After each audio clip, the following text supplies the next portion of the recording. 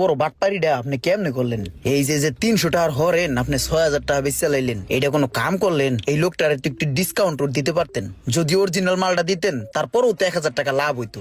এইগুলা সারাসার গালাতে উস্তাদ, সারাসার গালাতে। বেটা বাপের বাড়িতে সব কিছু টাকা পয়সা, তোরা কি আমার তো বেতন কম নেস? 2 দিন পরে তো কবি ওস্তাদ বোনাসটা একটু বাড়াই দিয়েন, বেতনটা একটু তাড়াতাড়ি দিয়েন।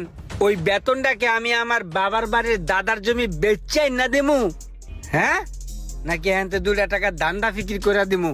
গাল্লাত থেকে গাল্লাত, এসব ধান্দা ফিকির না করলে এই গ্যারেজ চলবো? তোরা চলবি, আমি চলতে পারুম। যা ওটা তাড়াতাড়ি লাগাই দেয়, আর বকশিসটা লই আইস। বকশিসটা আবার আমারে দিবি, অন্তত ঈদের বোনাস দিতে হইব। যা আবার চাই না। ইমরান ওই হয় না টেডি দে। ওস্তাদ এখানে বকশিট সহ